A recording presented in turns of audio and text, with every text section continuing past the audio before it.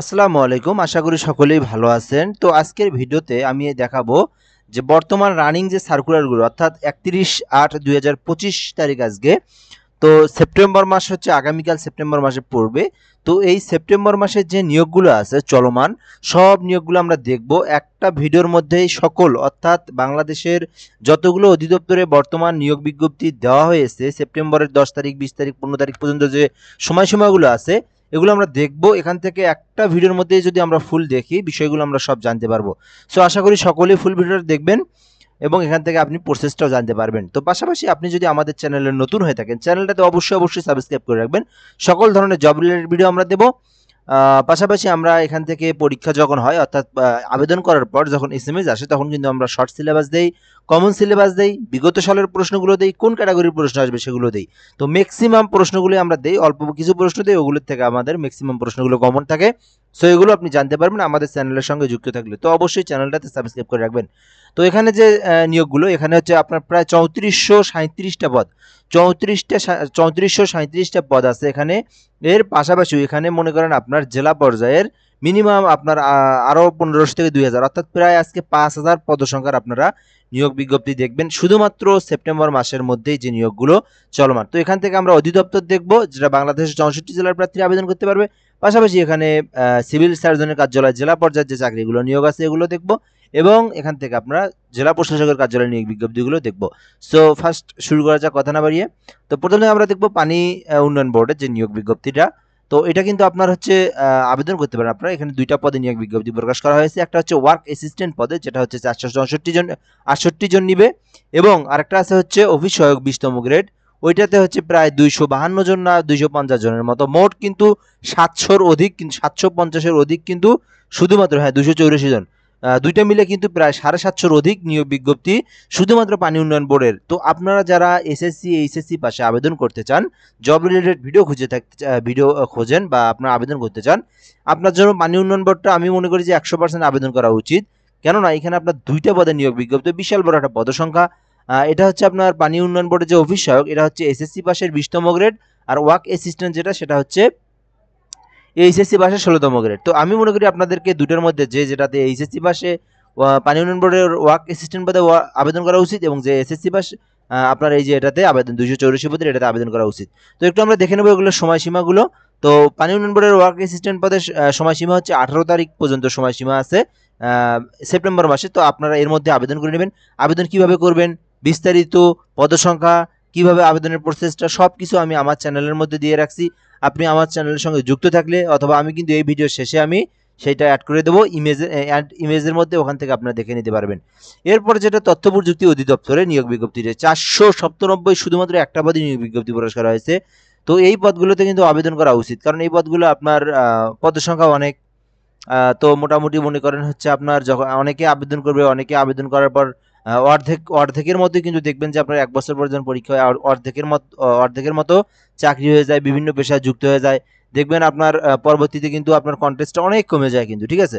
তো আশা করি আমি বলব যারা চাকরি রিলেটেড ভিডিও খুঁজে থাকেন বা আপনারা আবেদন করতে চান এগুলোতে আপনারা অবশ্যই আবেদন করে রাখবেন।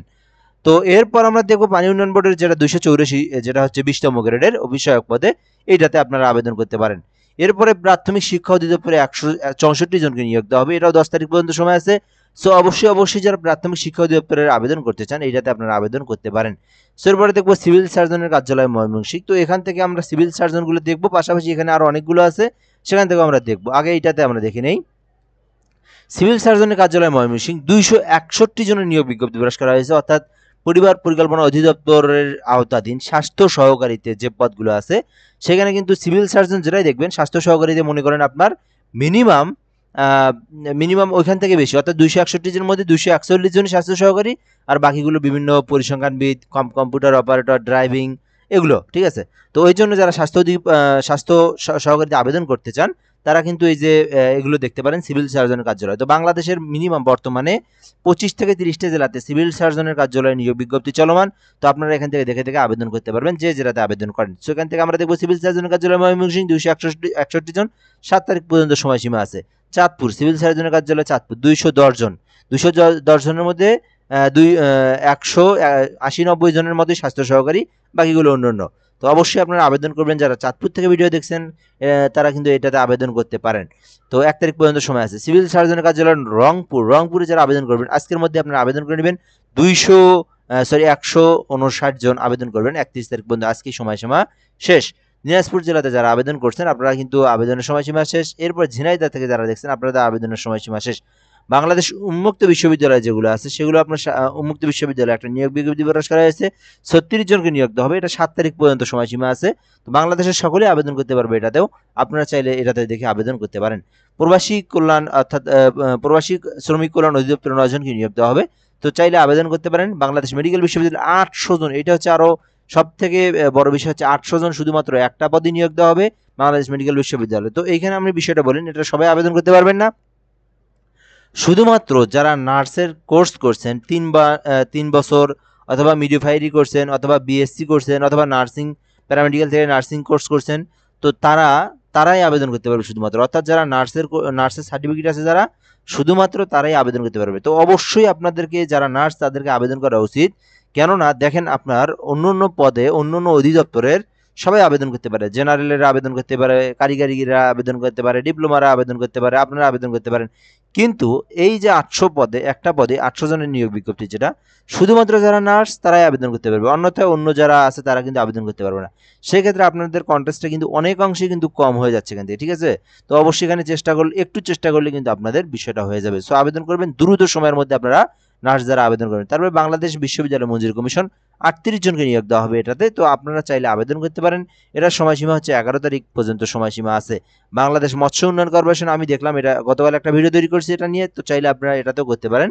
84 জনকে নিয়োগ দেওয়া হবে। এটা সম্পর্কে আমার ভিডিও দেওয়া আছে। তো আমি কিন্তু আমার চ্যানেলে সকল ধরনের যখন যে ভিডিওটা মানে সার্কুলারটা দেয় সেটার ভিডিও কিন্তু আমি আপলোড দেই, আপনাদেরকে জানানোর চেষ্টা করি। তো আমাদের চ্যানেলটার সঙ্গে অবশ্যই আপনারা থাকলে আশা করি আপনি জব রিলেটেড যত ধরনের সমস্যা আছে, যত ধরনের সার্কুলার আছে, সকলেই আপনি জানতে পারবেন সাবস্ক্রাইব করা যদি থাকে। তো গৃহায়ন ও গণপূর্তি মন্ত্রণালয়ে নিয়োগ বিজ্ঞপ্তি প্রকাশ করা হয়েছে। 17 জনকে নিয়োগ দেওয়া হবে। 20 তারিখ পর্যন্ত কিন্তু সময়সীমা আছে। তো বরিশাল সিটি কর্পোরেশন, এইখানে একটা নিয়োগ বিজ্ঞপ্তি প্রকাশ করা হয়েছে। 7 তারিখ পর্যন্ত সময় আছে। এর মধ্যে আপনারা যারা সিটি কর্পোরেশন যারা, অর্থাৎ বরিশাল জেলার যারা আছে তারাই শুধু আবেদন করতে পারবেন এইটাতে। সিটি কর্পোরেশনে সরকারি কর্মচারী হাসপাতাল, এইটাতে আপনার নিয়োগ বিজ্ঞপ্তি প্রকাশ করা হয়েছে 40 জন।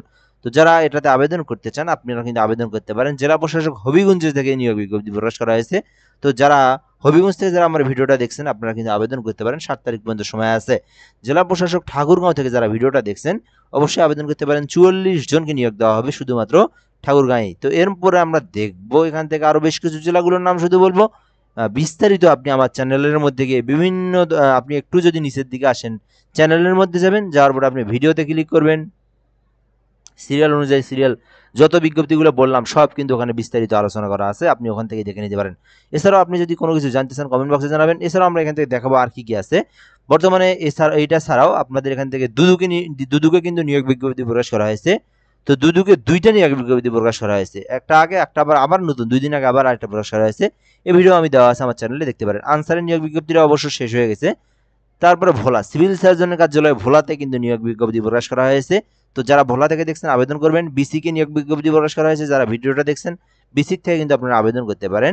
শুধুমাত্র আমি বলতেছি আজকের ভিডিওতে এখানে শুধু বিস্তারিত আলাপ আলোচনা করবো না, কারণ বিস্তারিত একটা দেখাতে চাইলে প্রায় একটা ভিডিও মানে একটা সার্কুলার দেখাতেই 5-7 মিনিট চলে যাবে। যার কারণে শুধুমাত্র আমি নামগুলো বলতেছি যে কোন কোন জেলাতে কোন কোন অধিদপ্তরে নিয়োগ বিজ্ঞপ্তি প্রকাশ করা হয়েছে। আপনারা এটা থেকে বিস্তারিত আপনারা দেখে নিতে পারেন আমার চ্যানেলের মধ্যে থেকেই। ডিসি লালমনিরহাট অর্থাৎ জেলা প্রশাসকের কার্যালয় লালমনিরহাটে নিয়োগ বিজ্ঞপ্তি প্রকাশ করা হয়েছে। এখানে অনেকগুলো মানে পদসংখ্যা আছে। চাইলে আপনারা লালমনিরহাট থেকে যারা ভিডিও দেখছেন আবেদন করতে পারেন। DC Rangpur, DC circuit house, তারপরে সিএস সিভিল সার্জন রংপুরে 3টা নিয়োগ বিজ্ঞপ্তি একসাথে চলমান। তো রংপুর থেকে যারা ভিডিওটা দেখছেন আমি মনে করি আপনাদেরকে অবশ্যই আবেদন করা উচিত। কেননা নিয়োগ বিজ্ঞপ্তির সংখ্যাটা কিন্তু রংপুরে অনেক, মনে করেন আপনার প্রায় 500 জনের মতো, 500 জন না, প্রায় 300 জনের মতো 3টে সার্কুলার মিলবে। সার্কিট হাউসে নিবে, জেলা প্রশাসকে নিবে, সিভিল সার্জনের কার্যালয় নিবে। তো আপনারা কিন্তু রংপুর জেলার যারা ভিডিওটা দেখছেন আপনারা কিন্তু এটা থেকে আবেদন করতে পারেন। ডিসি সিরাজগঞ্জ জেলা প্রশাসকের কার্যালয় সিরাজগঞ্জ থেকে নিয়োগ দেওয়া হবে। কম্পিউটার অপারেটর নিবে, সচিব নিবে, আপনারা আবেদন করতে পারেন। দিনাজপুর জেলার সিভিল সার্জনের কার্যালয় নিয়োগ বিজ্ঞপ্তি প্রকাশ করা হয়েছে, আপনারা আবেদন করতে পারেন। অনেকগুলো লোক নিবে এখান থেকে, দিনাজপুর প্রায় 200-ও অধিক, 200-250-র মতো আর কি। এরপরে মাদকদ্রব্য নিয়ন্ত্রণ অধিদপ্তরে নিয়োগ বিজ্ঞপ্তি প্রকাশ করা হয়েছে। আপনার যারা ভিডিওটা দেখছেন আবেদন করবেন মাদকদ্রব্য নিয়ন্ত্রণ অধিদপ্তরে। এরপর এখান থেকে যেটা আছে ডিবিটিসিতে নিয়োগ বিজ্ঞপ্তি প্রকাশ করা হয়েছে। এটা হচ্ছে Dhaka power distribution company limited. এটাতে শুধুমাত্র একজনকে নিয়োগ দেওয়া হবে। এটার বেতনটা শুনলে আপনারা অনেকেই চটকে উঠতে পারেন। এটার বেতন হচ্ছে বেসিক বেতন হলো ১,৭৫,০০০ টাকা, শুধুমাত্র বেসিক বেতনই এটা পার মান্থ। তো এটাতে কারা আবেদন করতে পারবে? এটার হচ্ছে এক্সপিরিয়েন্সটা অনেক থাকতে হবে। এখানে শুধুমাত্র এই এক্সপিরিয়েন্সগুলো থাকতে হবে। তো এটাতে যারা আবেদন করবেন এরকম এক্সপিরিয়েন্স, তো এটা যাই হোক, এটা বাদ দিই। এটা হচ্ছে আপনার শুধুমাত্র একজন নিবে, তো তারপরে এটা আপনার ৫০ বছরের অধিক যারা তারা আবেদন করতে পারবে। তা না, মানে মিনিমাম আর কি ৫০ বছরের ঊর্ধ্বেও তারাও আবেদন করতে পারবে। মানে একদম যারা ওল্ড এই পর্যায়ে চাকরি করছে শুধুমাত্র তাদের জন্য এটা, তো এটা আমাদের জন্য না। তো ডিপিই অর্থাৎ যে আপনি যেটা বললাম যে প্রাইমারি অধিদপ্তরের নিয়োগ বিজ্ঞপ্তি, ওটাতেও কিন্তু নিয়োগ বিজ্ঞপ্তি প্রকাশ করা হয়েছে। এরপর এখান থেকে অনেকগুলো জেলাতে আবার পল্লী বিদ্যুতের নিয়োগ বিজ্ঞপ্তি প্রকাশ করা হয়েছে। ওই ভিডিওগুলো আমার চ্যানেলে দেওয়া আছে, ওখান থেকে আপনি দেখতে পারেন। মৎস্য অধিদপ্তর দেখালাম। তারপরে গাইবান্ধা জেলাতে থাকে যারা ভিডিওটা দেখছেন আবেদন করতে পারেন। গাইবান্ধা জেলা প্রশাসকের কার্যালয়ে নিয়োগ বিজ্ঞপ্তি প্রকাশ করা হয়েছে। সেখানে আপনার কম্পিউটার অপারেটর নিবে, সচিব নিবে, আবেদন করতে পারেন। ওই আইসিটিতে নিয়োগ বিজ্ঞপ্তি প্রকাশ করা হয়েছে। এখান থেকে আপনার যুব উন্নয়নে নিয়োগ বিজ্ঞপ্তি প্রকাশ হয়েছে। যুব উন্নয়নের ড্রাইভিং পদে নিয়োগ বিজ্ঞপ্তি প্রকাশ করা হয়েছে, চাইলে আপনারা আবেদন করতে পারেন। এরপর এখান থেকে হচ্ছে আমরা দেখব বস্ত্র অধিদপ্তরে নিয়োগ বিজ্ঞপ্তি প্রকাশ করা হয়েছে, আপনি চাইলে আবেদন করতে পারেন। ময়মনসিংহ থেকে নিয়োগ বিজ্ঞপ্তি প্রকাশ করা হয়েছে। মুন্সিগঞ্জ থেকে নিয়োগ বিজ্ঞপ্তি প্রকাশ করা হয়েছে। নেত্রকোনা থেকে আপনার ৮৬ জন নিবে কম্পিউটার অপারেটর, চাইলে আবেদন করতে পারেন। পিরোজপুর জেলা থেকে নিয়োগ বিজ্ঞপ্তি প্রকাশ করা হয়েছে, আবেদন করতে পারেন। পল্লী উন্নয়ন থেকে আবেদন প্রকাশ করা হয়েছে, আবেদন করতে পারেন। প্রবাসী কল্যাণ মন্ত্রণালয় পাবলিক লাইব্রেরিতে আবেদন প্রকাশ করা হয়েছে। রংপুর সিভিল সার্জনের কার্যালয় ইউজিসিতে নিয়োগ বিজ্ঞপ্তি প্রকাশ করা হয়েছে, আবেদন করতে পারেন। কৃষি মন্ত্রণালয়ে নিয়োগ বিজ্ঞপ্তি প্রকাশ করা হয়েছে, আবেদন করতে পারেন। চাঁদপুর, ঠাকুরগাঁও, নরসিংদী পাট গবেষণা ইনস্টিটিউট, পানি উন্নয়ন বোর্ড, পিজি হাসপাতাল, সমাজ কল্যাণ মন্ত্রণালয়। তো এই যে এতগুলো, মানে মিনিমাম প্রায় ৭ থেকে ৮ হাজারের নিয়োগ বিজ্ঞপ্তি প্রকাশ করা হয়েছে বর্তমান।